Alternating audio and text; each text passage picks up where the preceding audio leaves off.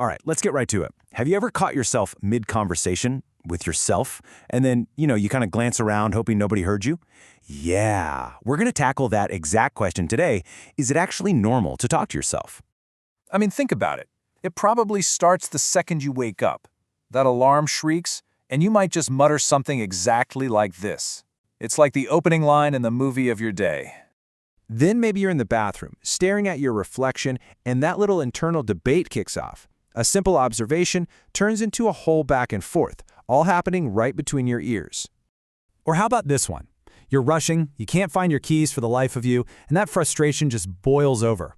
You might even blurt this out loud just as your neighbor happens to walk by. That awkward moment, we've all been there. Well, if any of that sounds even vaguely familiar, I have some seriously good news for you. Forget the stigma. Getting caught talking to yourself doesn't mean something's wrong. In fact, tons of research shows it's a totally normal part of the human experience. So, what's the official term for this? Well, psychologists call it self-talk. And it's not just that silent narrator in your head. It also covers those moments when your thoughts just spill right out. It's the whole package, the entire spectrum of conversations you have with, yourself. Okay, so we've established it's normal. Phew. But where does this inner voice even come from? I mean, we're not born with it, right? So how does it just pop into existence? Well, the biggest clue actually comes from our childhoods. Just think about it for a second. Ever watch a little kid who's totally lost in their own world while playing? They're often chattering away, narrating their every move, making their toys talk. They're literally thinking out loud. And this leads us to a really important theory from a psychologist named Lev Vygotsky. He figured that all that chatter isn't just random noise. Nope, he believed kids are essentially practicing. They're replaying conversations they've had with adults out loud to learn how to manage their own actions and feelings.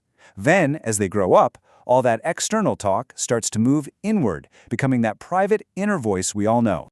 So this inner voice we've been developing since we were kids, it's an incredibly powerful tool. But here's the thing, that power can cut both ways. It is a classic double-edged sword. And it really boils down to two sides of the same coin. On one hand, you've got helpful self-talk. It can be instructional, talking yourself through a tricky problem, or motivational, like your own personal hype man.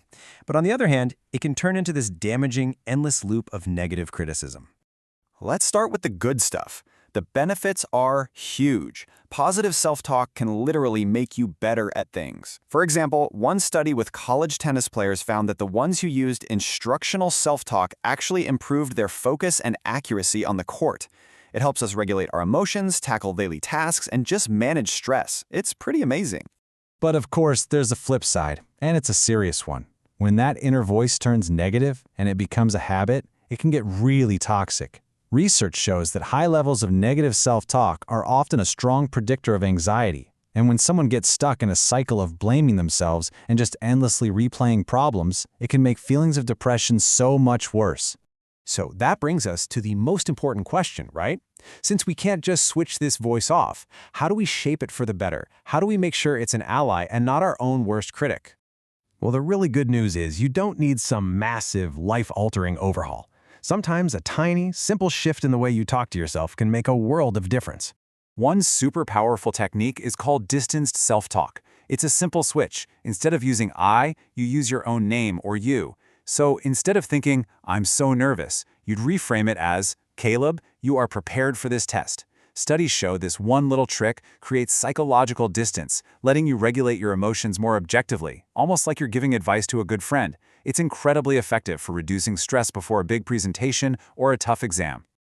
Now, for anyone who feels they need a more structured approach, there's a whole field of psychology that dives deep into this. It's called cognitive behavioral therapy, or CBT for short.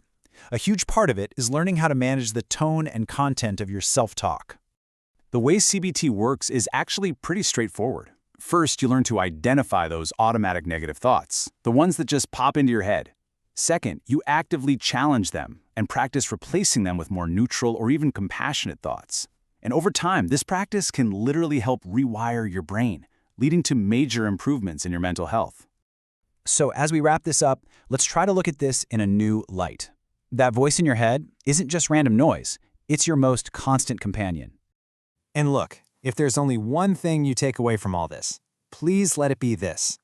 Whether it's a silent thought or something you mutter under your breath, the way you speak to yourself matters a lot. So just remember to be kind. Because at the end of the day, this is a relationship you're going to be in for the rest of your life. So I'll leave you with this to think about. How are you going to choose to treat your lifelong conversation partner?